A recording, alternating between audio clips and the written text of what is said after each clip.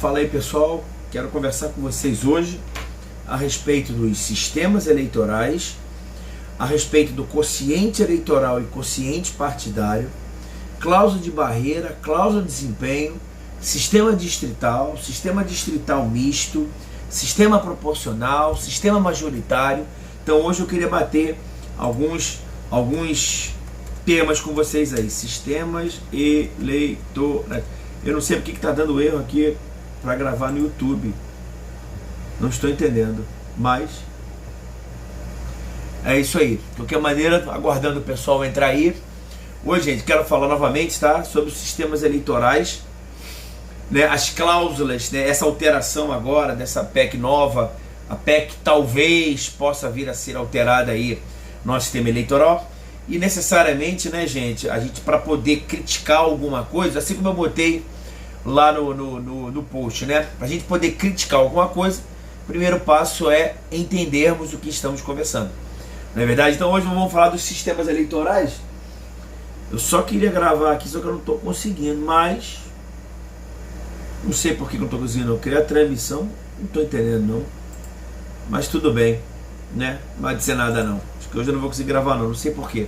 Mas é isso, tá, gente? Então hoje eu quero conversar com vocês sobre os sistemas eleitorais, sistema proporcional, sistema majoritário, sufrágio, não é isso? Todos os detalhes aí, tá? Então vamos lá. Não estou conseguindo não. Por que eu não estou conseguindo? Não sei. Não sei o que eu estou conseguindo, beleza? Então vamos lá. Vamos hoje falar, gente, dos sistemas. Vou apagar aqui, hoje eu não vou gravar no YouTube não. Então não sei. Vamos hoje aqui, depois eu vejo isso.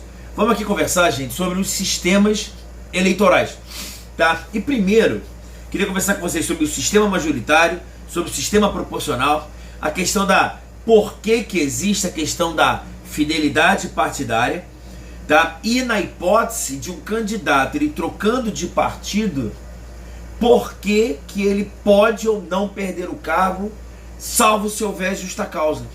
Então nós vamos bater aí alguns detalhes aí a respeito dos sistemas eleitorais, tá? Mas a primeira coisa que eu queria conversar com vocês é o seguinte: é saber a diferença do sufrágio, do voto e do escrutínio, né? Então muita gente erra às vezes falar de sufrágio, de voto e de escrutínio. O sufrágio, gente, é o direito que nós temos. Sufrágio é direito. Direito de votar e direito de ser votado. Isso é o sufrágio, né? Então quando você fala num sistema democrático, quando você fala em democracia, quando você fala num sistema republicano, não é isso? A forma que a pessoa tem de tomar, de ser investido no poder é através do voto, que é o oposto da monarquia, né? Então no sistema republicano nós temos a característica de ser eleito, né, pelo voto, não é isso? Para mandatos temporários. Já na monarquia não. Na monarquia eu tenho a vitaliciedade e a característica da hereditariedade, né? Então se nós vivemos numa democracia e o nosso sistema é republicano, a pessoa é eleita pelo voto através do sufrágio. O que é o sufrágio? Esse direito de eu votar em alguém e de ser votado. Diferente é o voto. O voto é a forma com que eu vou exercer este direito, entendeu? E o escrutínio é diferente. É a forma com que eu vou exercer este meu direito, que é votar. Então o escrutínio é como eu vou exercer o meu voto. É a forma de praticar o voto. E o voto nada mais é do que a forma de exercer o meu direito, que é o direito ao sufrágio, que é escolher e ser escolhido. Maravilha? Sempre lembrando, gente, que no nosso sistema, tá, da tripartição de poderes, o poder executivo e o poder legislativo, quem escolhe os seus representantes são a maioria. Por isso que é interessante falar no sistema democrático que uma democracia, gente, não é o governo das maiorias. André, a democracia é o governo das maiorias, certo? Está errado. Democracia não é o governo das maiorias. A democracia é o governo das maiorias, onde observa-se os interesses das minorias. Então as minorias têm que ser observadas, ok? Então eu tenho o interesse das maiorias observando o interesse das minorias. Por que eu estou falando isso? Porque quando você pensa no poder executivo, que é governador, presidente e prefeito, a maioria os escolhe. Quem escolhe presidente, governador e prefeito? A maioria. Quem tem mais votos. Quem escolhe os representantes do poder legislativo? Deputado federal, senador, deputado estadual e vereador. Quem escolhe? Também a maioria. Não é isso? Então você já sabe qual é uma das funções do poder judiciário. Como o poder judiciário não são escolhidos pelo povo, a função principal do poder judiciário é justamente esse sistema contramajoritário, que é a proteção das minorias. Vocês estão me entendendo? Se eu vivo num sistema de freios e contrapesos, um sistema equilibrado, eu não posso entender que democracia é o governo das maiorias. E senão eu falaria que o terceiro Reich, lá no nazismo, não é isso, seria democrático. Por que democrático? Porque a maioria queria o terceiro Reich.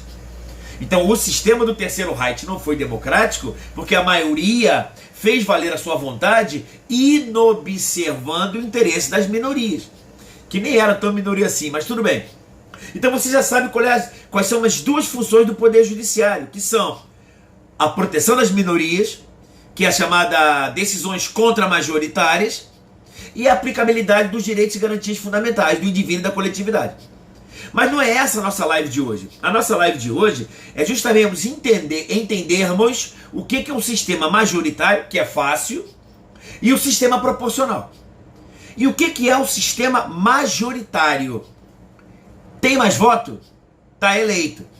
No sistema majoritário, a pessoa que num pleito eleitoral ela tem a maioria dos votos, mais do que 50% dos votos válidos, neles não incluindo os brancos e nulos, esse cara está eleito.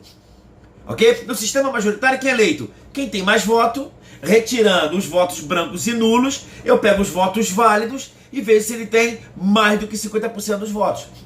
O que me interessa é que para esse sistema vigora para presidente da República, para governador, para prefeitos e para senador. Presidente da República, governador, prefeito e senadores, o sistema é um sistema majoritário. Quem tem mais voto, pega a cadeira.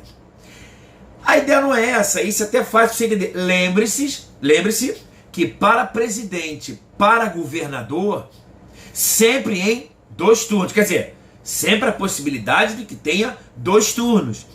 Justamente para observar o interesse das minorias. Não é isso? Porque por interesse das minorias, se eu tenho 10 candidatos, não é isso? Sendo candidatos em primeiro turno, eu tendo 2 candidatos, que são os mais votados, se nenhum dos 2 tiver mais do que 50%, mais do que 50% dos votos, os 2 vão ao segundo turno e as minorias elas podem optar por escolher um desses candidatos. Note que para as eleições para prefeito de municípios de até 200 mil eleitores, eu vou ter um turno só. Sempre um turno só. Mas para a eleição de prefeitos de municípios com mais de 200 mil eleitores, eu posso vir a ter o segundo turno, desde que nenhum dos candidatos obtenha 50%, mais do que 50% dos votos válidos. Maravilha? Esse sistema, gente, sinceramente, a live não é aqui para isso, porque isso é muito simples de você compreender. O que é mais complicado você compreender é o sistema proporcional. Então vamos entender o que é o sistema proporcional. E o sistema proporcional, ele é para vereadores, para deputados estaduais e para deputados federais. Justamente as pessoas que integram o poder legislativo, exceto os senadores. E como é que é esse sistema, gente? Esse sistema, para que você entenda, você tem que entender primeiro os quocientes. Eu tenho o quociente partidário e o quociente eleitoral. E eu tenho que ver o número de cadeiras no parlamento. Então vou dar um exemplo para que vocês possam entender, para entender mais ou menos como é que é o sistema proporcional, que é o seguinte. Vou fazer uma conta simples aqui, né? Congresso Nacional hoje, a Câmara dos Deputados, tem 513 cadeiras. Mas eu vou dar um exemplo, por exemplo, que o Congresso Nacional tivesse 500 cadeiras. Então eu tenho 500 cadeiras no Congresso Nacional. Maravilha?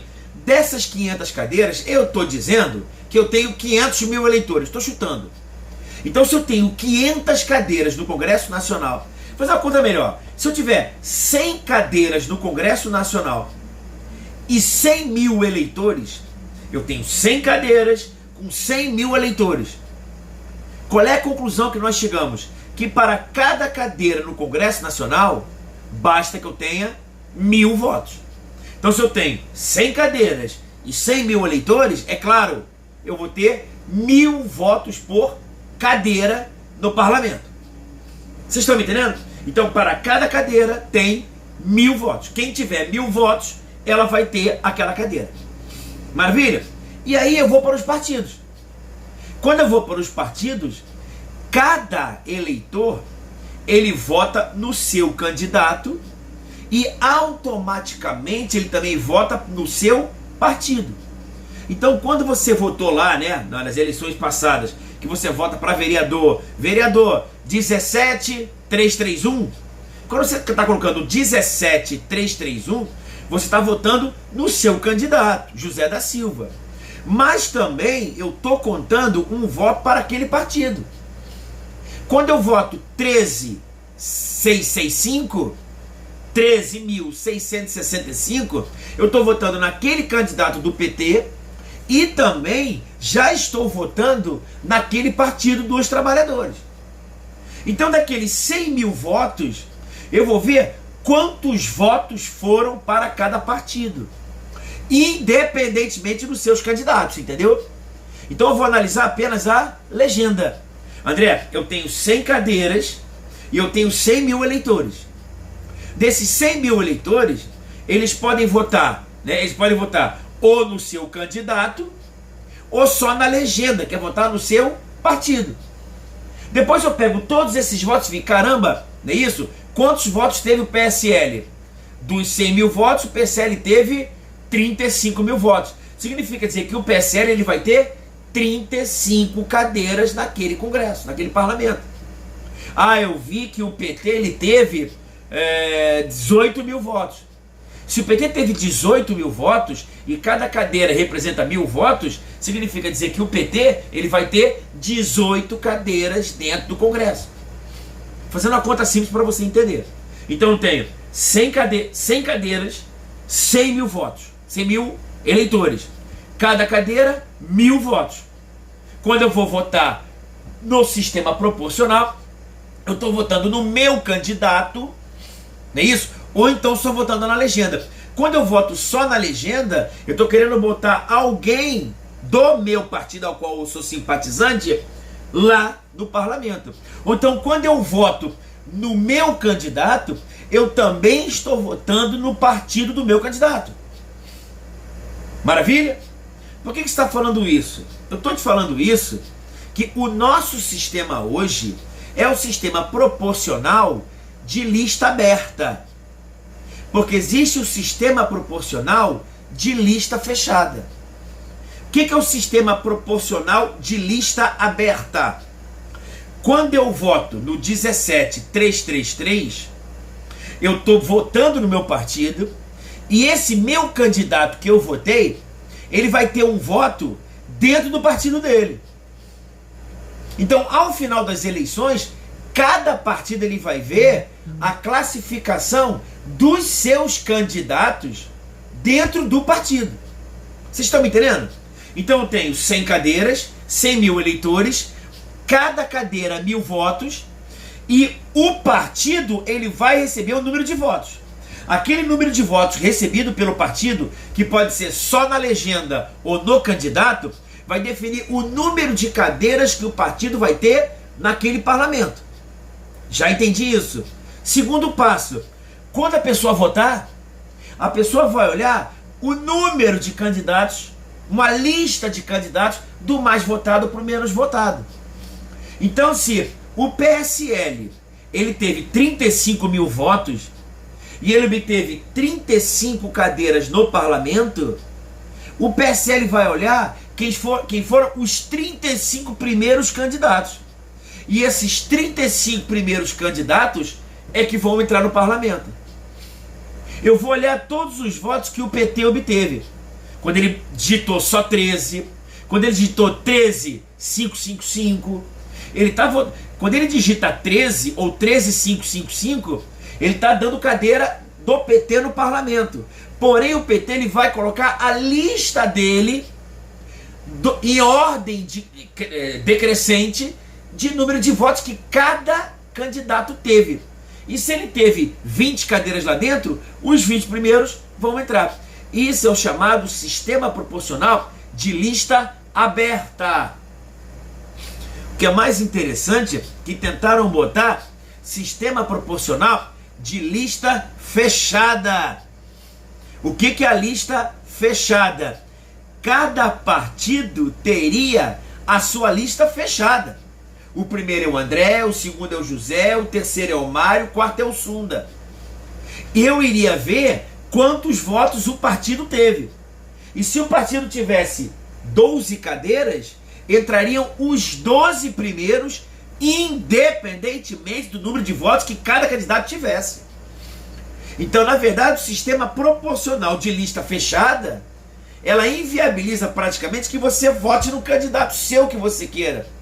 Por quê? Porque, na verdade, quem vai integrar as cadeiras no Congresso, no Parlamento, é a lista fechada definida pelo partido. Vocês entenderam? Então, essa é a ideia que eu quero que vocês tenham. Eu tenho que ter o número de cadeiras no Parlamento, não é isso? Eu tenho que ver o número de eleitores, e sabendo o número de eleitores com o número de cadeiras, eu faço essa divisão, que eu estou fazendo uma divisão fácil. Se eu tenho 100 cadeiras, 100 mil eleitores, cada cadeira representa 1000 votos. E o número de votos que o partido obteve é o número de cadeiras que o partido pode integrar aqui. Entendeu? 10 cadeiras para o PSL, eu vou analisar os 10 primeiros candidatos, os 10 primeiros candidatos mais bem votados no partido. É isso. Esse é o nosso sistema. Por isso, gente, primeiro ponto, aquele questionamento interessante que você tem alguns exemplos, né? Qual é o exemplo que eu sempre falo para meus alunos? O exemplo foi o Enéas Carneiro. O Enéas Carneiro queria ser presidente. E o Enéas Carneiro, à época, ele era do PRONA, um partido sem relevância no cenário eleitoral à época, cenário político à época. Só que ele teve uma quantidade absurda de votos. Então, como ele teve, parece que 1 milhão, 3 milhões, 750 mil votos, só ele. As pessoas não votavam no PRONA, quer dizer, votavam no PRONA. Mas as pessoas não votavam no Enéas por ser do PRONA. As pessoas votavam no Enéas porque era o Enéas. E o que acontece? Você tinha outros candidatos do PRONA. O Enéas sozinho, tô chutando, tá? Acho que ele teve 3 milhões e meio de votos, ou 1 milhão e 750 mil votos. Só ele sozinho, ele conseguiu com que o PRONA tivesse 3 cadeiras. Entendeu? Todo mundo votou no Enéas, Enéas. 1 milhão de votos. Vamos supor, 1 milhão e meio de votos. Só que no Congresso Nacional, uma cadeira bastava que ele tivesse 500 mil votos. E como ele sozinho teve 1 milhão e meio de votos, foi ele e mais 2 cadeiras. Ele poderia até sentar no cinema, né? Abrir os braços e sentar nas cadeiras dele. Mas não, como o sistema é proporcional, eu vou também botar para dentro, né? O segundo do PRONA e o terceiro do PRONA. Só que como ninguém conhecia ninguém do PRONA, entrou o segundo e o terceiro. Parece, se eu não estiver errado, mas deve ser isso. O terceiro candidato ele teve apenas 220 votos. 220 mil não, 220 votos. Então entrou o Enéas com 1 milhão e meio de votos, cada cadeira 500 mil votos, estou chutando, 3 cadeiras, ele entrou o segundo e o terceiro. O segundo teve 3 mil votos e o outro teve 200 votos. Maravilha? Então qual é a pergunta que a gente faz? André, o mandato eletivo no poder legislativo, ele pertence ao partido ou pertence ao candidato? Por que eu estou falando isso? Se você entender que o mandato eletivo pertence ao candidato, o candidato, ao entrar no Congresso, ele pode mudar de partido. Ele pode fazer a transferência de partido. O que falou o TSE e o Supremo Tribunal Federal? Negativo. Porque se o André, ele entra com o quociente partidário dele, que cada partido tem um quociente diferente. A partir do momento que o André entra e troca de partido, é óbvio que ele está subvertendo. Olha só, ele está subvertendo não só esse quociente eleitoral, como também está subvertendo o quê? Ele está subvertendo os votos partidários que os eleitores deram. Quer dizer, o André obteve os votos dele porque o André, ele era do partido do PV, Partido Verde. O André defendia o verde. O André era do PV. Por isso que eu votei no André, porque o André é do PV. Vai ter o quociente eleitoral do PV e partidário. Quando o André entra no Congresso, ele sai do PV e vai para o partido dos ruralistas, partido dos desmatadores. Pô, votei no PV, agora o André é do partido dos desmatadores. Traição ao meu voto. Então, tanto o TSE quanto o STF, ele falou o seguinte, que na verdade a alteração de partido depois que ele é diplomado seria hipótese de perda de mandato. Fica atento que na época que houve a perda, esse entendimento, houve questionamentos, porque a Constituição da República, no seu artigo 55, ela diz as hipóteses de perda do mandato. Improbidade administrativa, perda dos direitos políticos, falta de decoro parlamentar. A Constituição, ela fala das hipóteses que a pessoa perde o mandato dela. E entre as hipóteses definidas no artigo 55, não estariam a alteração de filiação partidária. Mas o Supremo chegou e falou o seguinte, não, realmente a pessoa não pode mudar de partido, porque senão estaria ofendendo esses princípios, salvo justa causa. Salvo se houver justa causa. E aí eu já começo a dar informação para os senhores o seguinte, a questão é, André, quais são as hipóteses de justa causa? Quais são as hipóteses que o candidato, depois que ele entra, ele foi eleito pelo PV, ele foi eleito pelo PSL, pelo PT, quando ele entrou ele falou o seguinte, caramba, não quero mais ser do PT, não quero mais ser do PSOL, eu quero sair do partido e ir para outro. Quais são as hipóteses de justa causa que a pessoa pode alterar de partido? O TSL fez uma resolução. E a resolução 22.610. A resolução 22.610 de 2007, ela fala das hipóteses de justa causa. E quais são as três hipóteses de justa causa? Duas o TSE tirou. Quais são as duas hipóteses que o TSE tirou como hipótese de justa causa? Incorporação ou fusão partidária e criação de novo partido. O TSE falou o seguinte, se o André entrou pelo PSL e ao estar no PSL, o PSL muda de partido, quer dizer, cria-se um novo partido, o PSL se transforma e muda de partido, isso não é fundamento na justa causa para ele alterar de partido. Como aconteceu, por exemplo, com o PMDB. PMDB virou MDB, como se enganasse alguém. Mas de qualquer maneira, a pessoa que era do PMDB não poderia pedir para sair porque virou MDB. Ou então, se o PMDB se incorporasse ou se fundisse com outro partido.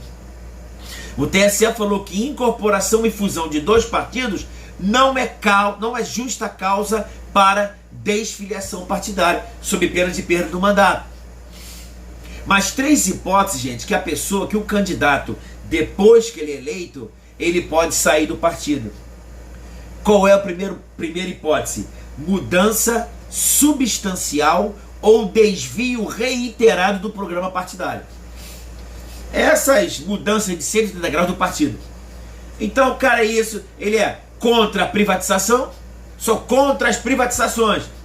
E de repente o partido, não sabe lá Deus por quê, ele passa a ser a favor das privatizações. Olha, eu sou o André, eu estava no partido X, que era contra as privatizações, quero estatizar tudo porque eu sou socialista. Quando eu entrei no meu mandato, o meu partido agora virou privatista. Eu não quero matar o partido. Isso é justa causa. Uma segunda justa causa é grave discriminação política pessoal. Como, por exemplo, sei lá, se o presidente não tivesse saído com a Joyce Hasselman. Ela tá lá, estamos chamando ela de Pig, Peppa Pig, Peppa Pig. Olha, cara, eu não estou mais aguentando isso aqui. Estão me chamando de Peppa Pig, de Pig, dentro do meu partido?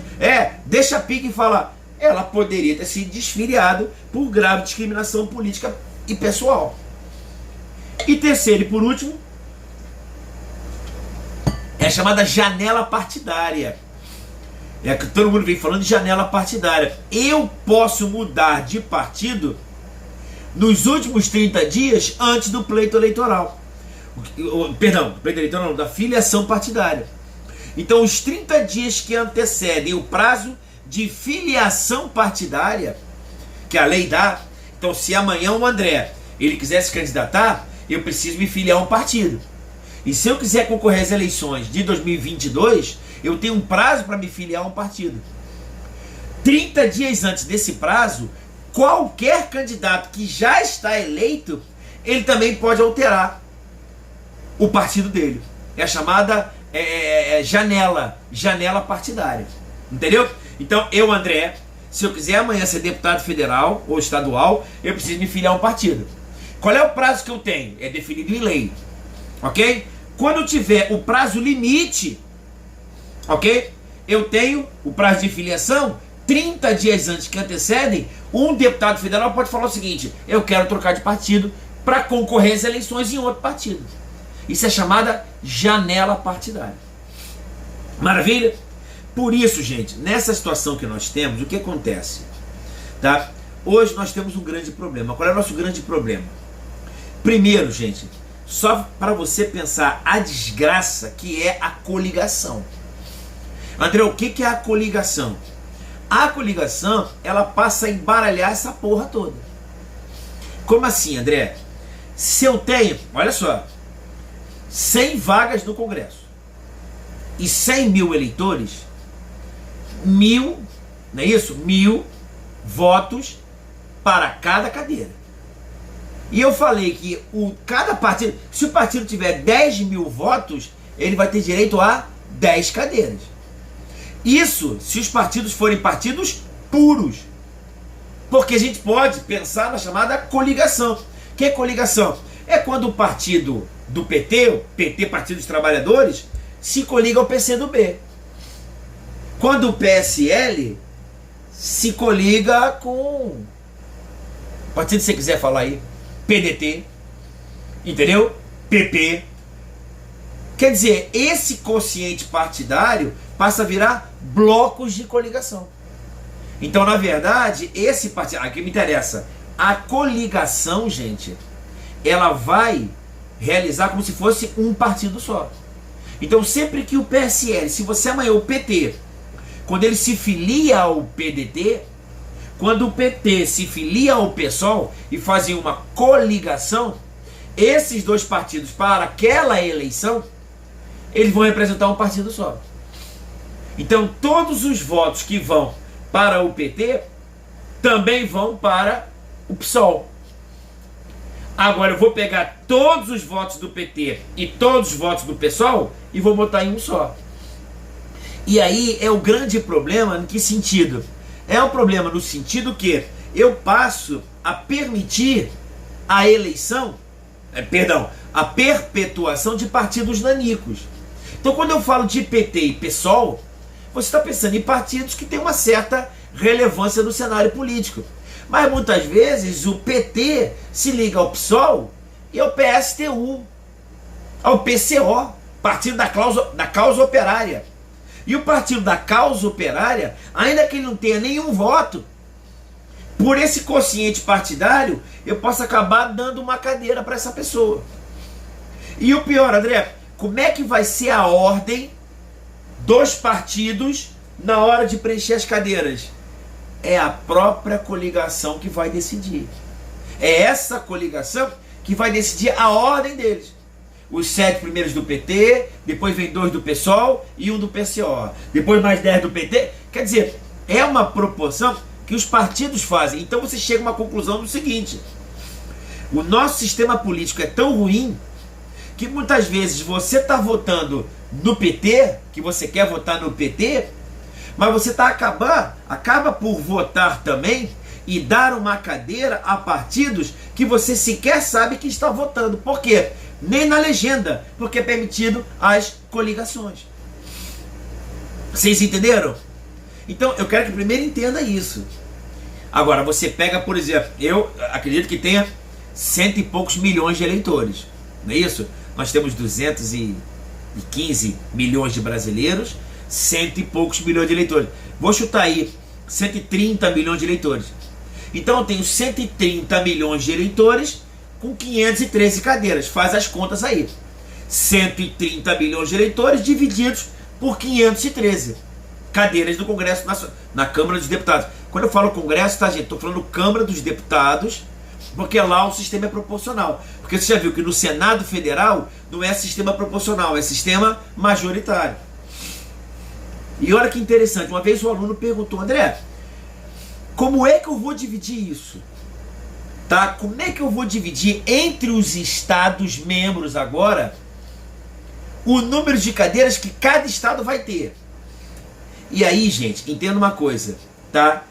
Cada estado vai ter um número de deputados federais na Câmara dos Deputados proporcional à sua população, sendo que o mínimo é 8 e o máximo é 70. André, quantos deputados federais cada estado tem? Eu não sei. Até porque a própria Constituição ela fala que esse número será definido em lei complementar, previamente às eleições. Cada ano antes das eleições, eu tenho uma lei complementar que ela vai definir quantas cadeiras no Congresso Nacional cada estado tem. André, por que tem que ser a cada eleição? Sabe por quê, cara? Porque a população dos estados ela vai mudando. É claro que o país mais populoso é São Paulo. É claro que eu acho que o país menos populoso é Roraima. Mas essa bagaça ela muda. É isso. Pode ser que em Minas Gerais haja um êxodo, muita gente vai para Mato Grosso, pode ser que haja um polo econômico em algum lugar e a população aumenta. Então a cada eleição tem uma lei complementar, parece que essa lei agora é lei 78, lei complementar, que ela vai dizer, das 513 cadeiras, tantas cadeiras são para São Paulo, tantos para o Rio, tantos para tal, proporcionalmente ao número de eleitores de cada estado. Mas uma coisa é certa, o número mínimo de deputados federais é de 8. E o número máximo de deputados federais são de 70. E o que é interessante é que esse número é proporcional para deputados federais, mas não para senadores.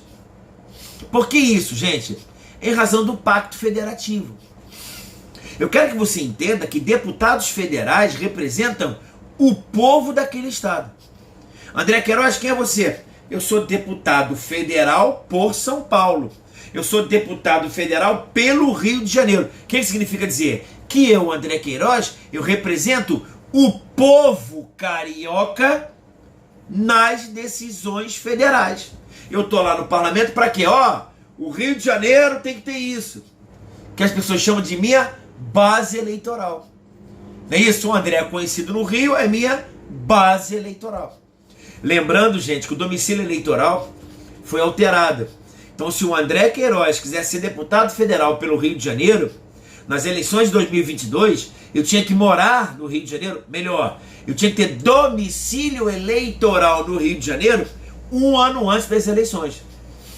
E hoje não precisa ser mais um ano, mas apenas 6 meses antes das eleições.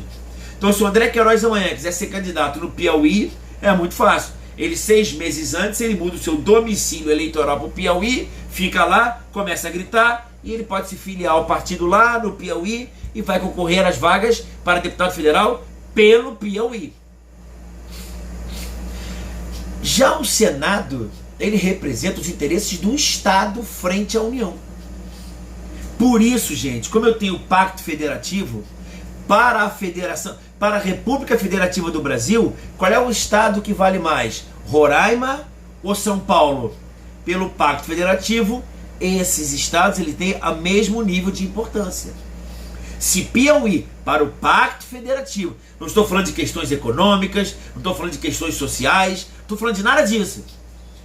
Se o Brasil é a República Federativa do Brasil, que é a sua união indissolúvel dos seus estados, o estado, para o pacto federativo, tem a mesma importância. Por isso que cada estado ele tem 3 senadores. Piauí tem quantos senadores? 3. São Paulo tem quantos senadores? 3. Piauí tem quantos deputados federais?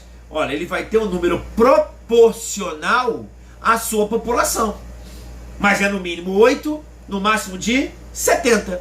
Ah, como é que você não sabe a proporção? Eu não sei porque eu não vi isso no Google, mas eu estou te dizendo que isso sempre muda a cada eleições, porque a população ela vai sendo alterada.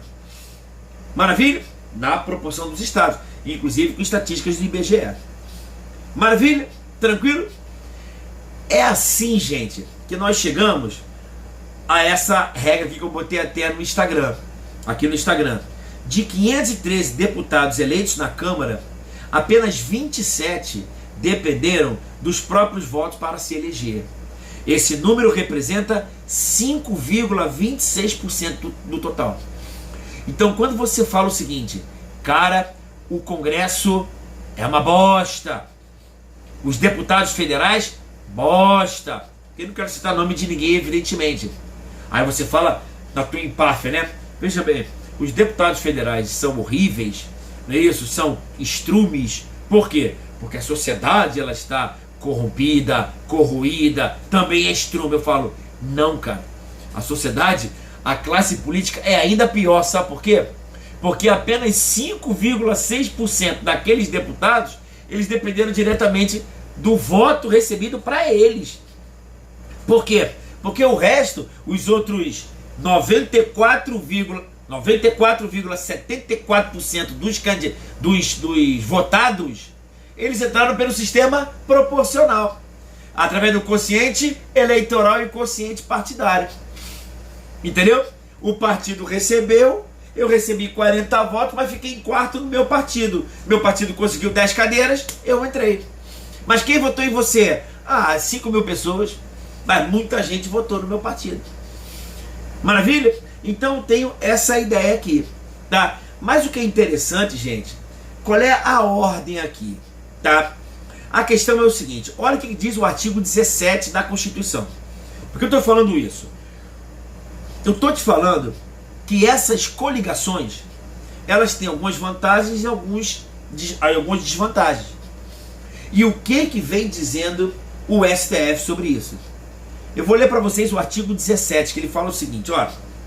É livre, artigo 17 da Constituição, é livre a criação, a fusão, a incorporação e a extinção de partidos políticos, resguardada a soberania nacional, o regime democrático, o pluripartidarismo, os direitos fundamentais da pessoa humana e observado os seguintes preceitos. Então eu quero que você entenda que partido vem de parte vem de parcial. Então o partido, ele defende uma determinada causa. Por isso que eu tenho PV, PT, PCO, partido da causa operária. Entendeu? Partido da causa operária, quais são os ideais partidários daquilo ali? É a causa operária. Se liga, gente. O cara pode perguntar o seguinte, doutor, qual é a distinção de uma associação, de uma sociedade, de uma fundação, de uma organização religiosa e de um partido político? Por gentileza, doutor, qual é a diferença de associação para uma fundação, para uma sociedade, por uma organização religiosa e por um partido político? Olha, meu querido, eu vou te falar o seguinte, eu tenho que ir nessa distinção através do seu amálgama, o amálgama que liga essas pessoas. Eu estou falando de pessoas jurídicas, e para ter pessoas jurídicas tem que ter uma amálgama. E qual é o amálgama? Olha, a associação é uma reunião de pessoas sem finalidade lucrativa. Então eu vi ali até alguns amigos meus do clube, eu sou sócio de um clube, eu entro no clube não é clube para mim, clube é uma associação. O que é uma associação? Que é uma reunião de pessoas. A diferença é que essa reunião de pessoas é sem finalidade lucrativa. O que nos une é a vontade de termos o lazer. O que une as pessoas no clube? Eu quero ter o mesmo tipo de lazer que essas pessoas têm. Eu vou jogar meu tênisinho e vou me unir com os tenistas dentro do clube ao qual eu gosto dos sócios. A associação, o amálgama, reunião de pessoas sem finalidade lucrativa. Questão de lazer, entretenimento. E uma sociedade? A sociedade é uma reunião de pessoas com finalidade lucrativa. Na verdade, eu até brinco, no clube a gente vai para gastar. Numa associação eu vou para gastar. Numa sociedade eu vou fazer com alguém, com pessoas, para ganhar dinheiro, com finalidade lucrativa. É diferente de uma fundação. A fundação não é uma reunião de pessoas, mas uma reunião de patrimônio.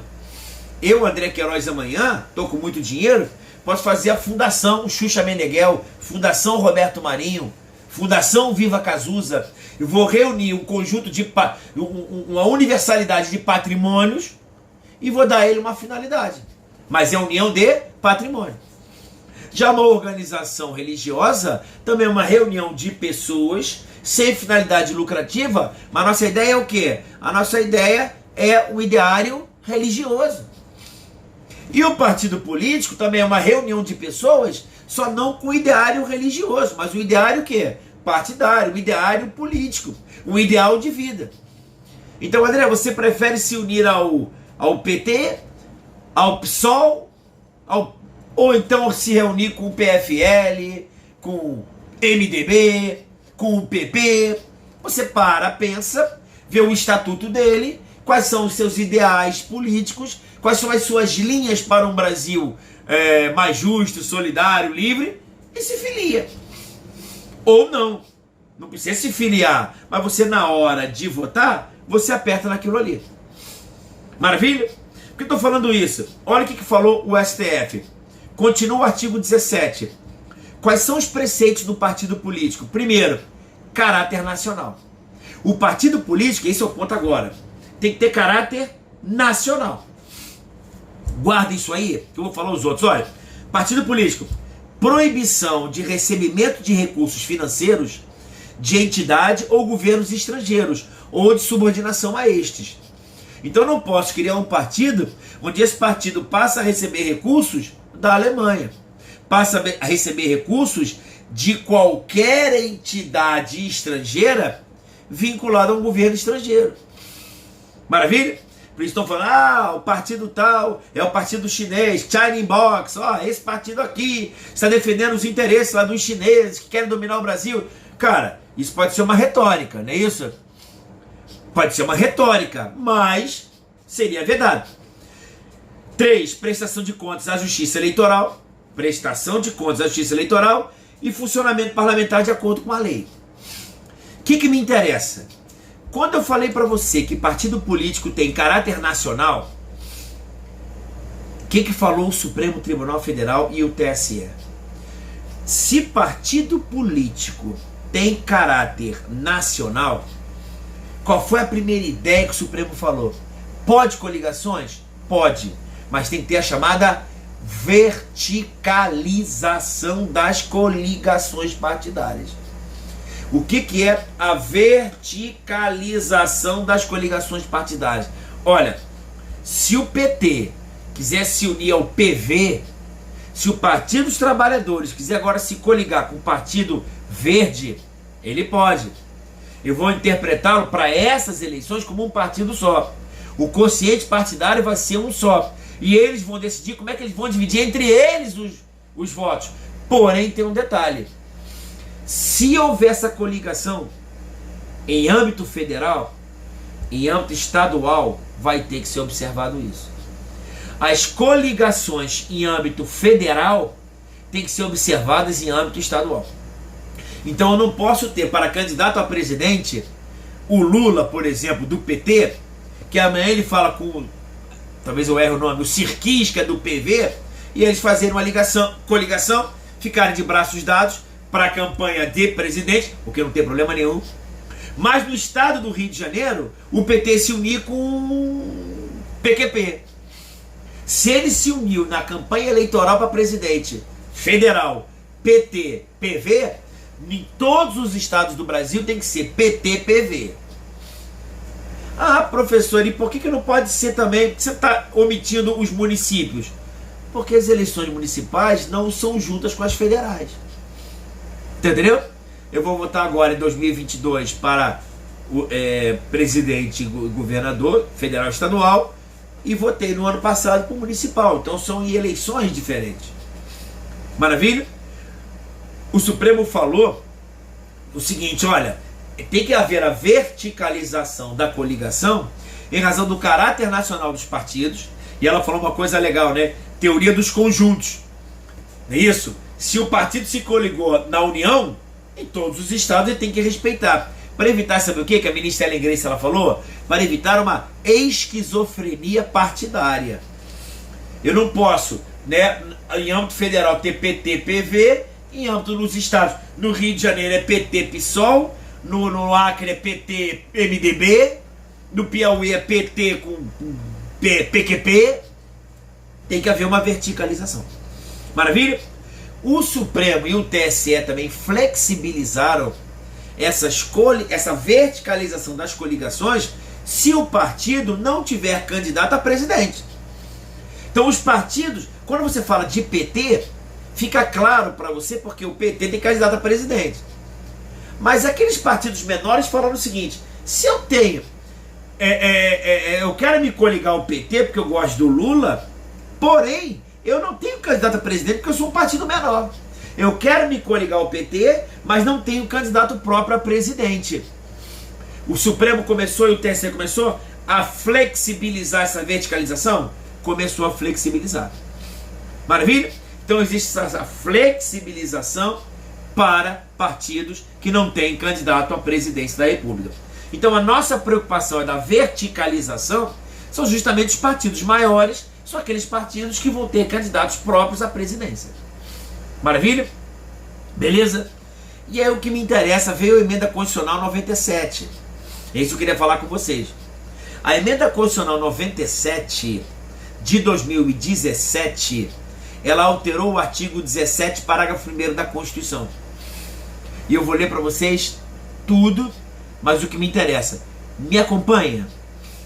É assegurado aos partidos políticos autonomia para definir a sua estrutura interna. Maravilha. Não é isso? Quem vai ser tesoureiro, quem não vai ser, quem vai estar ali, quem é que vai ser chamado, qual é a minha lista, não é isso? A minha legenda, como é que eu vou chamar o pessoal para a minha lista. Isso tudo é o partido que vai definir. Não é isso que eu quero conversar com vocês. E estabelecer regras sobre escolha, formação e duração de seus órgãos permanentes e provisórios. Muita gente fala na nominata. É o partido que escolhe a sua nominata. Eu quero você ser candidato, você eu não quero, você eu quero, você eu não quero. Por quê? Porque agora, para que meu partido permaneça válido, para que eu tenha direito de antena e direito ao fundo partidário, o que é o direito de antena? É aparecer na televisão. Propaganda eleitoral gratuita. E também meu fundo partidário. Aqueles 2 bilhões lá, que eles queriam botar para 5,7 bilhões, que o Bolsonaro vetou e voltou para 1,9. Eu quero parte desse 1,9 bilhão, porra. Eu não sou otário. Não é isso? E o que falou a Constituição? Olha só. Vamos lá. É assegurado aos partidos a sua definição de estrutura externa e tal, algo bem provisório, e sobre sua organização e funcionamento, e para adotar os critérios de escolha e o regime de suas coligações. E o regime de suas coligações nas eleições majoritárias, vírgula, vedada a sua celebração nas eleições proporcionais. Opa, a partir de 2017 ficou claro isso. Hoje da live, não é possível haver coligações partidárias nas eleições proporcionais.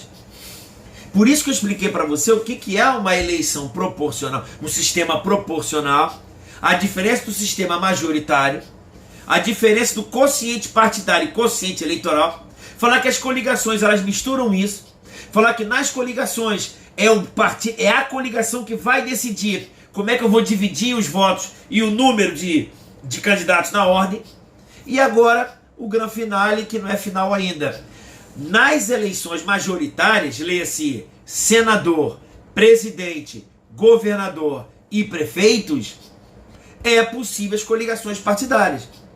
Mas para deputado federal, deputado estadual e vereador, não é possível coligação partidária, para justamente não subverter essa ordem do quociente eleitoral e do quociente partidário. Isto é fantástico, não é aquilo que você vê domingo. Isso aqui é fantástico. Ok? E eu vou seguir, ó. Sem obrigatoriedade de vinculação entre as candidaturas em âmbito nacional. Vou repetir.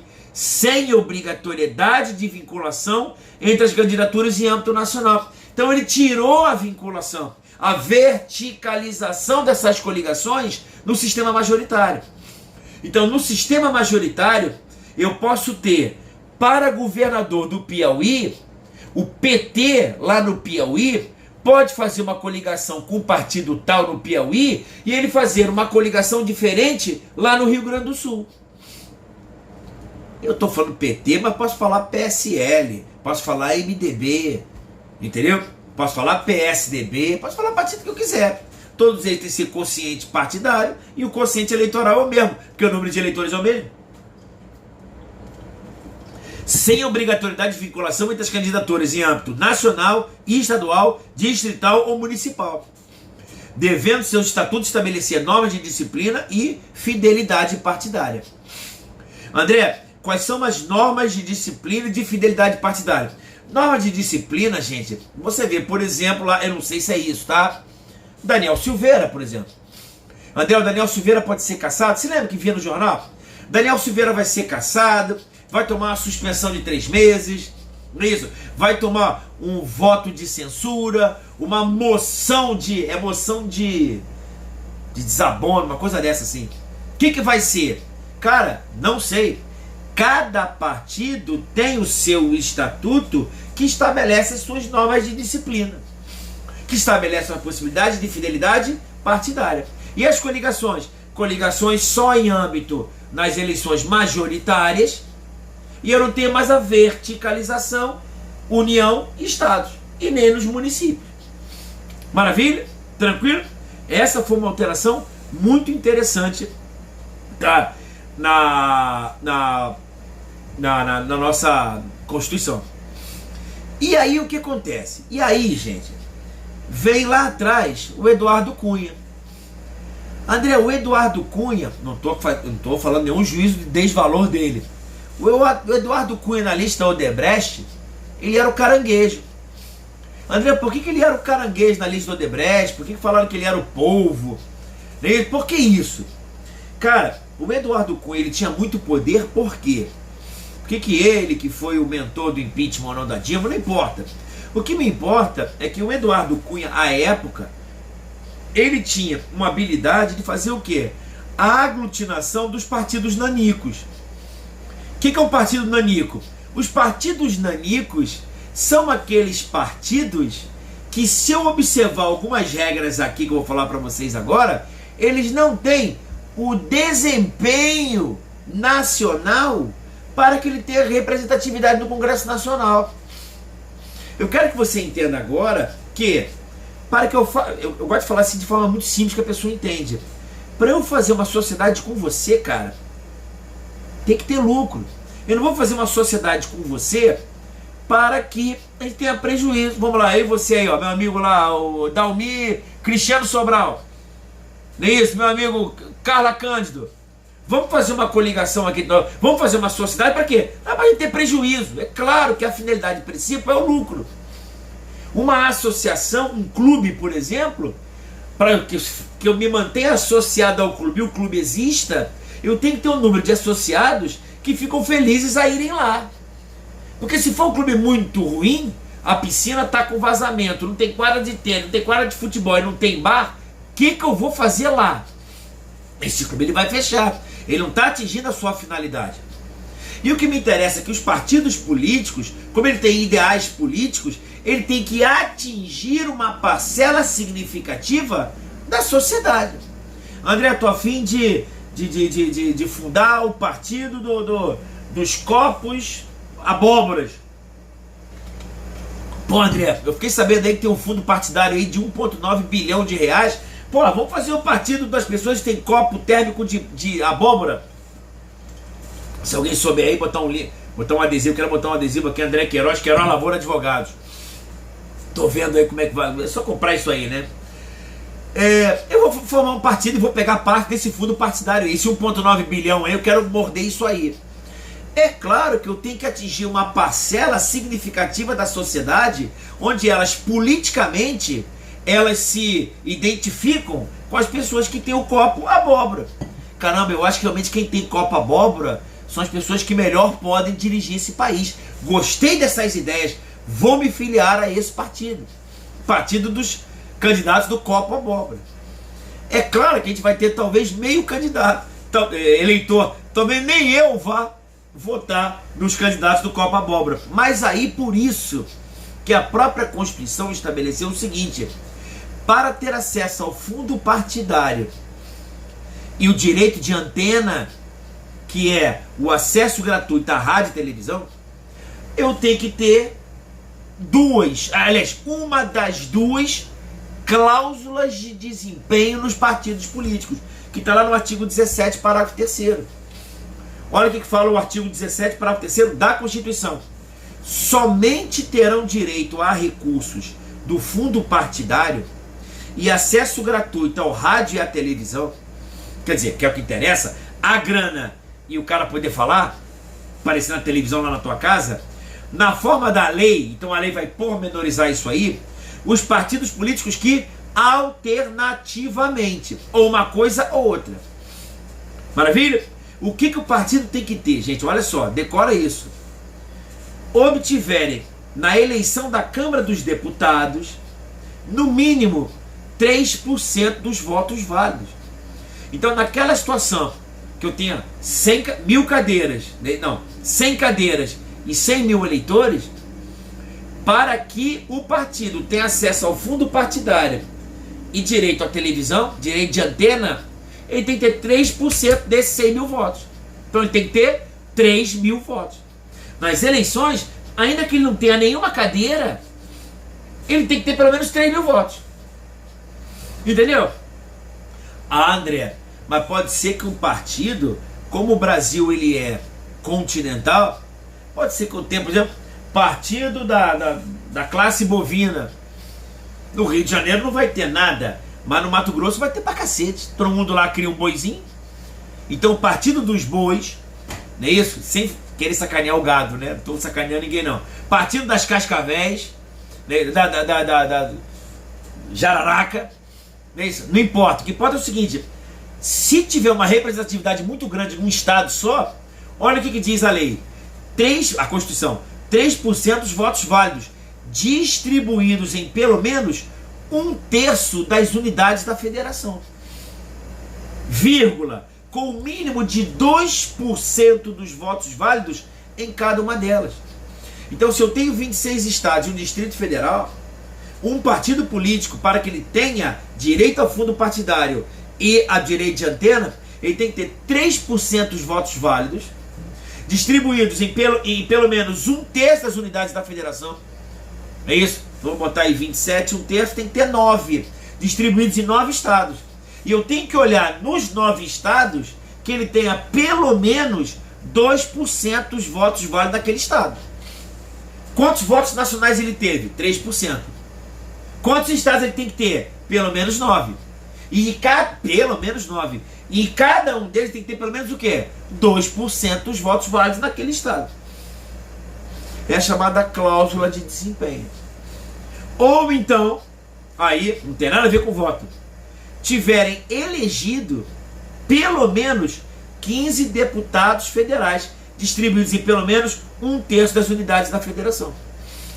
E aí eu não estou preocupado agora com o número de votos, estou preocupado com os candidatos que ele colocou lá dentro. E pelo menos 15 deputados federais, em pelo menos 1/3 das unidades da federação. Maravilha? Então tem essa cláusula de desempenho. Alguns autores falam que é cláusula de desempenho, outros autores falam que é cláusula de barreira. Mas aí existem alguns autores que fazem a distinção. A cláusula de desempenho é o desempenho que o partido tem que obter. E a cláusula de barreira, e além dessa, seriam as outras hipóteses, inclusive nas hipóteses de coligações, onde o partido não teria acesso ao fundo partidário e o direito de antena. Maravilha? Tranquilo, eu tô meio perdido aqui, que eu não sei, acho que já deu uma hora de chamar, tudo bem. tá? O que me importa isso aqui, gente? Queria falar com vocês o seguinte: tem algumas regras de transição. Então, se você olhar a emenda 97, eu vou mandar esse material para o pessoal dos meus grupos, tá? Dos meus grupos eu vou mandar esse material para eles. São as regras de transição. O desempenho que um partido político tem que ter, o desempenho que ele vai ter que ter, ele vai sendo aumentado de acordo com o tempo, da eleição de 2020 até 2030, ok? Então eu tenho uma regra de transição até 2030, está definido na emenda, artigo 2º e artigo 3º da emenda constitucional 97 de 2017. Então eles fizeram essa alteração de 2017, gente, para as eleições de 2018. E agora você está vendo essa PEC aí da reforma política para justamente poderem aplicar para as eleições de 2022. Fique atento que em direito eleitoral vigora o princípio da anualidade. Significa dizer, gente, que eu tenho que ter uma estabilidade nas eleições. Significa dizer que para que eu altere as regras das eleições de 2022, tem que ser feito no ano anterior às eleições. Não pode ser feito no mesmo ano das eleições. Então isso é uma questão que a pessoa tem que ficar bastante atenta, tá? Uma questão que eu queria falar com vocês é com relação à imunidade tributária dos partidos políticos. Está lá no artigo 150 da Constituição. Artigo 150, inciso 6, tá? Que diz o seguinte: a União, Estados e municípios é vedado, e ao Distrito Federal, instituir impostos sobre patrimônio, rendas ou serviços dos partidos políticos. Então a União, os Estados, o DF e os municípios não podem instituir impostos aos partidos políticos, tá? Fique atento que o Supremo já, em N hipóteses, tá? Em N situações, essa imunidade tributária só é aplicado às atividades precípuas do partido. Então, por exemplo, partido político ele tem imunidade tributária no IPVA do carro que está no nome do partido político, tá? É óbvio, tá, gente? Se o mundo fosse perfeito, se o carro fosse destinado exclusivamente para finalidade partidária, ele teria imunidade. Agora, se o carro é, na verdade, para os integrantes do partido, para tomarem chopp e ir para motel, é óbvio que eles não teriam. Maravilha? Então eu tenho essa ideia, né? Lembrando que eu tenho até botei aqui no material, cláusula de barreira, conhecida também como barreira constitucional, cláusula de exclusão, patamar eleitoral. Maravilha? Ok? Então, gente, qual é a ideia da cláusula de barreira? É justamente, tá, tirar duas coisas. Para que serve essa cláusula de barreira? Qual foi a ideia constitucional nessa PEC de 2017 para colocar a cláusula de barreira? Basicamente para duas coisas. Para tirar o poder do Eduardo Cunha, à época. São chamados, gente, legendas de aluguel. São as chamadas legendas de... Duas coisas que eu vou tentar coibir: as legendas de aluguel e as agremiações radicais. André, você está falando o seguinte: o que a Constituição ela veda? Olha, cara, se você for lá no artigo 17 da Constituição, ela fala o seguinte, ó, artigo 17, parágrafo 4º: é vedada a utilização pelos partidos políticos de organização paramilitar. É vedado que o partido político seja utilizado para uma organização paramilitar. Aí você lê aquilo e fala: caramba, se a Constituição ela veda a criação de partido político paramilitar, porra, eu vou criar agora o PN. Não. PNH. O que é o PNH? Partido Nazista Adolf Hitler. Vou criar um partido nazista. Não é isso? Não é isso? Partido nazista. É isso que eu vou fazer. É possível isso? É óbvio que seria uma hipótese de uma agremiação radical. É óbvio que se você pegar algumas pessoas, alguns políticos, falar: olha, pô, André, você está falando do nazismo? Não é isso? O nazismo matou menos de 7 milhões de judeus. Não é isso? O comunismo chinês matou muito mais. Então como é que você pode aqui numa live impedir a criação de um partido nazista e permitir a criação do Partido Comunista, do PCB, PCdoB, não é isso? Inclusive a nossa candidata a vice-presidente, a Manuela Dávila, é do PCdoB. Não poderia... Resumindo, galera, uma coisa é certa. Essa cláusula de barreira, ela evita isso. O que ela vai evitar? Ela vai evitar agremiações radicais e as legendas de aluguel. Então, eu, André Queiroz, eu poderia fazer o seguinte, cara, é muito fácil. É só fazer um partido político, ter uma ideal, ter registro no TSE, vou registrar no TSE, crio uma pessoa jurídica, que é o partido político, pessoa jurídica de direito privado, que tem que ser registrado no TSE, e eu depois, com esse ideário, consigo alguns filiados, e depois eu converso à época com o Eduardo Cunha. Eduardo Cunha, olha só, vou fazer essa coligação contigo, eu quero uma parte do fundo partidário. Não é isso? Ou então você vai ter, não é isso, o meu quociente eleitoral, e lá dentro eu te vendo os meus votos. Para evitar isso, essas legendas de aluguel e também as agremiações radicais. Partido nazista Adolf Hitler, partido da causa operária. Se eu conversar com os filiados, nada contra, mas são pessoas que estão vivendo ainda na época dos rurais, dos camponeses. Fala até dos camponeses. A opressão dos camponeses. Pô, dos camponeses, cara? Tu tá onde? Estamos lá nos bolchevistas, não é isso? Russos. Porra, tudo bem. Sem mais falar sobre isso, né? Então eu estou evitando isso, tá? O partido político ele não vai ter direito ao fundo partidário se ele não tiver essa cláusula de desempenho. Não vai ter cláusula de desempenho, não vai ter direito de antena, não vai ter acesso a nada. Maravilha? E aí, gente, eu queria falar com vocês. Queria falar com vocês, por último, tá? Do voto distrital. E do voto distrital misto, para a gente fechar. André, o que seria o voto distrital? Para a gente fechar. Nós temos, gente, uma união, um distrito federal, que é a capital do Brasil, da República Federativa do Brasil. 26 estados, não é isso? E 5.570 municípios. Ok?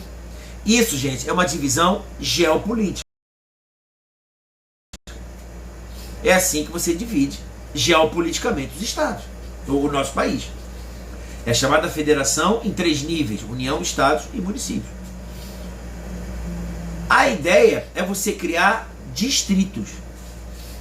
Você, para as eleições, você vai criar distritos, que não necessariamente vão coincidir com os municípios, mas vão coincidir, né, com determinadas localidades eleitorais, onde eu vou ter pessoas com domicílios eleitorais diversos.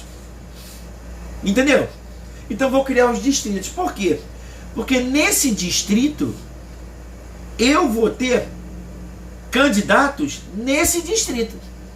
Então, na verdade, não seriam 26 estados, um distrito federal, não seria isso. Seriam distritos, e cada distrito desse poderia representar uma cadeira no Congresso Nacional.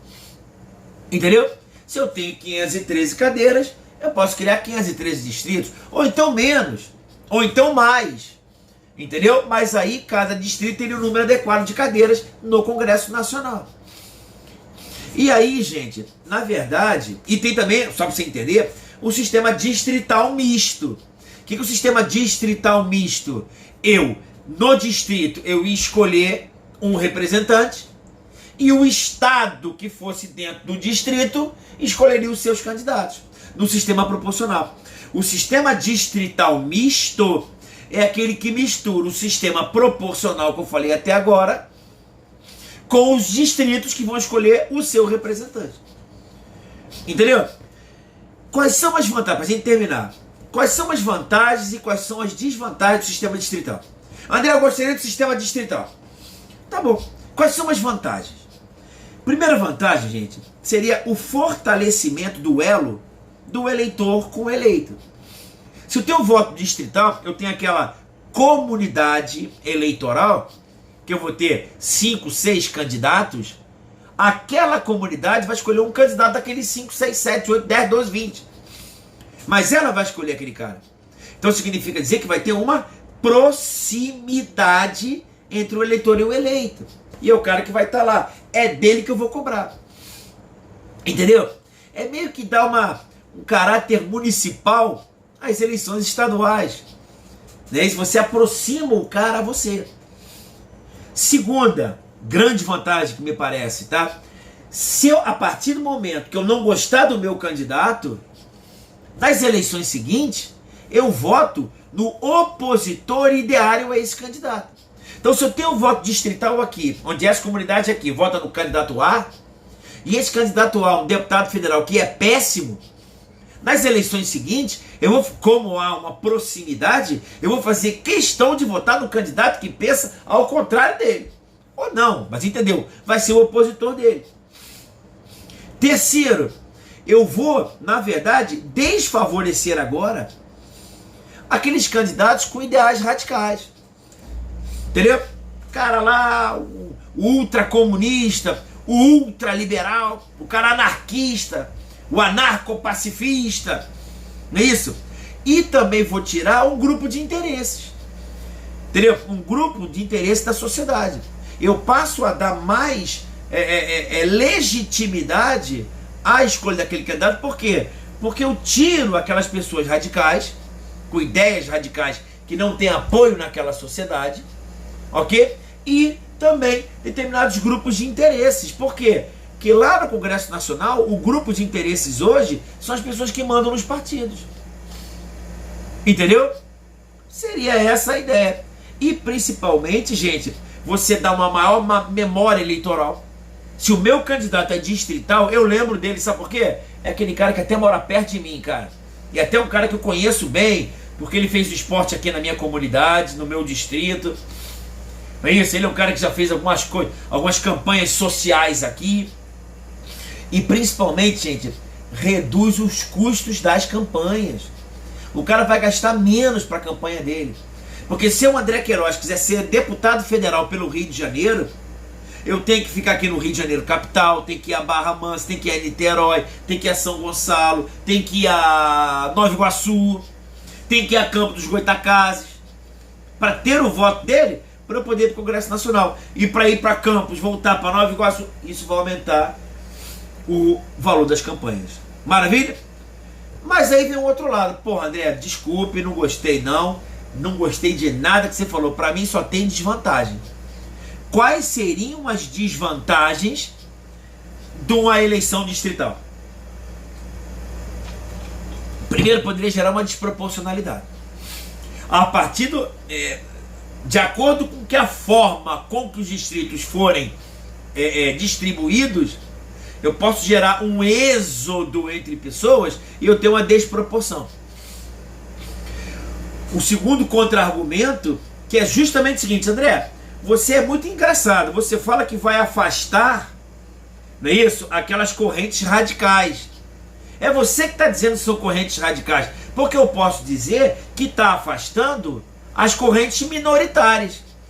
Se eu tiver distritos onde em cada distrito é o mais eleito aqui, eu não estou observando a minoria aqui, nem a minoria aqui, nem a minoria aqui, nem a minoria aqui. Então as minorias não vão estar sendo muito bem observadas. Terceiro, eu vou criar nichos de favorecimentos locais. Cada distrito vai eleger um candidato que vai representar os interesses locais só daquela comunidade. Não tem um amplo mais nacional. Quarto problema, que na verdade, quando o cara for eleito lá, ele vai ter no fundo partidário, ele vai poder exercer influência no seu distrito, e eu vou tender ao quê, gente? Ao bipartidarismo, assim como nos Estados Unidos. Vai acabar gerando um bipartidarismo. Por quê? Porque à medida que os partidos radicais ou minoria, elas forem sendo diminuídos, com a cláusula de barreira, só vão surgir dois partidos, oposição e a situação. Entendeu? E aí você vai ter uma divisão tendenciosa de regiões distritais, que também não é bacana. Cada distrito vai ter a sua tendência, entendeu? Frente ao amplo nacional. E principalmente, gente, clientelismo. Esse candidato daquele distrito que tiver apoio das pessoas mais ricas naquele distrito, talvez seja o cara que vai se eleger mais facilmente. Fica até mais fácil de eleger. Se eu tenho redução dos custos da campanha, Por outro lado, eu vou ter o clientelismo. O que é isso? Se eu tiver apoio financeiro dos demais, dos interesses econômicos daquela localidade, fica muito mais fácil me eleger. Entendeu? Tranquilo? Então, na verdade, é essa a ideia, tá? Agora, fique atento de algumas regras aqui que eu botei pro pessoal aqui da minha mentoria, que eu vou mandar agora para eles, tá? Que é justamente o voto distrital misto. E o que é interessante, que no voto distrital misto, eu tenho dois sistemas. Se eu estou falando que eu tenho voto distrital com sistema proporcional, o que me interessa é o seguinte: qual que vai prevalecer? Qual os candidatos que vão ficar na lista? Vai ser a lista os distritais vão ficar na frente dos proporcionais, ou os proporcionais que vão ficar na frente dos distritais?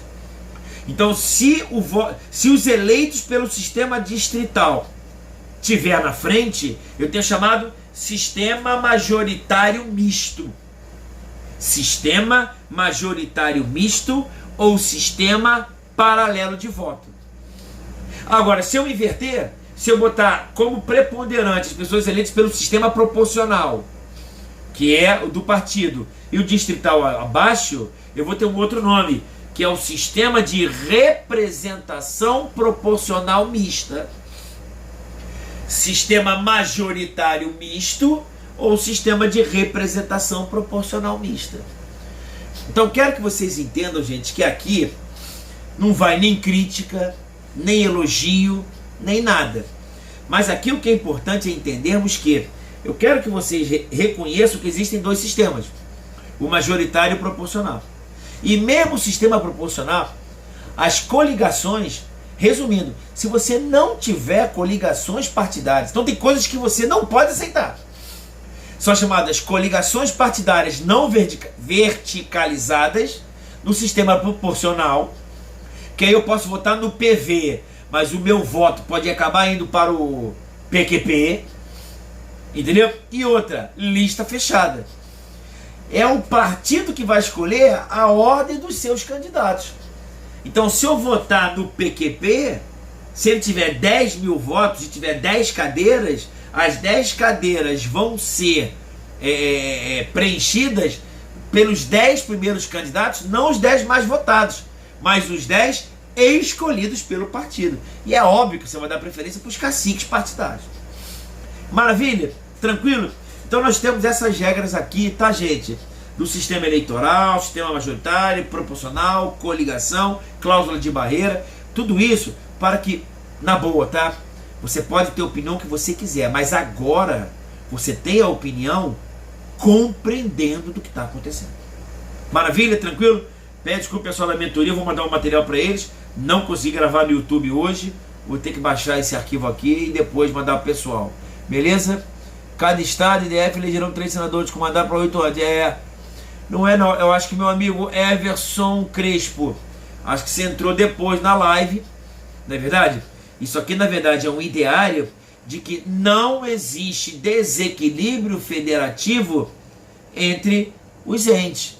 Se eu disser que o Piauí só vai ter direito a 1 senador e São Paulo vai ter direito a 4, eu estou dizendo que para a federação o estado de São Paulo é mais importante do que o estado do Piauí. E numa representação federativa não é assim. Note, mas São Paulo é mais rico. Eu sei, a população é maior. André, então como é que eu vou reequilibrar essa riqueza dos estados? Através dos tributos. Existem tributos para compartilhar essa riqueza. Entendeu? Então existem mecanismos, não é isso? Tributos, formas de divisão, resoluções do Senado que colocam alíquotas mínimas e máximas de tributos interestaduais. Então existe todo um mecanismo constitucional que tenta reequilibrar esse desequilíbrio econômico entre as entidades. Agora, filosoficamente, o que você não pode entender que a representatividade perante a União do Piauí, ela é menor do que a representatividade do Estado de São Paulo. Por isso que São Paulo tem muito mais deputados federais, porque o povo é muito maior, do que efetivamente o Piauí. Note que existem, gente, distorções. Por exemplo, a média das eleições de 2018, para cada deputado federal de São Paulo, ele tinha que ter 330 mil votos. Entendeu? Para que um deputado federal lá no Congresso Nacional fosse eleito por São Paulo, ele teria que ter mais ou menos em torno de 330 mil votos lá em São Paulo. Entendeu? E em Roraima, parece que bastava que ele tivesse 40 mil votos. Claro que a população é menor. Pô, que molezinha então. Não é isso? Roraima é muito mais fácil. Mais fácil não, cara. São 40 mil votos, mas eu tenho menos eleitores. Entendeu? 40 mil votos, menos eleitores. E também 40 mil votos, eu tenho também menos cadeiras lá no Congresso Nacional. Ah, quantas cadeiras cabem em cada estado? Vai ser proporcional à população. Então ele pega agora não são os eleitores. Ele pega a população, vê a população daquele estado e vai fazer a proporção no Congresso Nacional. Por que não é a proporção dos eleitores, mas sim da população? Porque toda a população tem que ser observada com as verbas, com os interesses da União. Maravilha? Ok? Por isso que existem aquelas emendas, né, gente? Ah, o presidente Jair Messias Bolsonaro está comprando os deputados com as emendas parlamentares. Cara, emenda parlamentar é do sistema. O deputado federal está lá em Brasília para quê? Para falar com o Bolsonaro. Bolsonaro, eu sou André Queiroz, eu sou deputado federal pelo Rio de Janeiro, e o Rio de Janeiro precisa, sabe do quê? Disso. Quero dinheiro para mandar para a minha base eleitoral. Aí ele consegue emendas parlamentares e chega na base dele e faz o seguinte: galera, toma o dinheiro aqui que eu consegui para vocês. Para quê? Verbas vinculadas para fazer isso. Maravilha? Tranquilo? Então aqui, gente, é basicamente o sistema eleitoral que você tem. É apenas para você ter uma ideia. Você pode ter a opinião que você quiser, mas o que importa é que você tem que compreender o nosso sistema. Maravilha? Tranquilo? Eu vou deixar esse pessoal aqui pro pessoal no Instagram, o pessoal da mentoria, desculpa, não vou conseguir mandar o vídeo para eles agora. Vou ver como é que baixa isso aqui, que eu não consegui salvar aqui. E galera, quem tiver interessado, eu semana que vem vou fazer a turma fechada no Zoom, tá? Quem tiver interesse aí, é só mandar um WhatsApp, vocês já devem ter, né? Maravilha? Tudo bem, galera? Então até a próxima amanhã. Amanhã não, amanhã eu tenho aula à noite. O pessoal da mentoria, eu vou mandar a aula que eu vou dar, gravada, e vou mandar o áudio da outra. Eu vou dar 2 aulas amanhã. O pessoal da mentoria, eu mando tudo para eles. Tanto a aula em vídeo do meu aulão, que vai ser sobre exercícios em direito penal, e também a aula da noite eu mando um áudio que eu fico gravando isso aqui. Beleza, pessoal? Um abraço para todo mundo aí, tudo de bom. Até a próxima. Fui, valeu!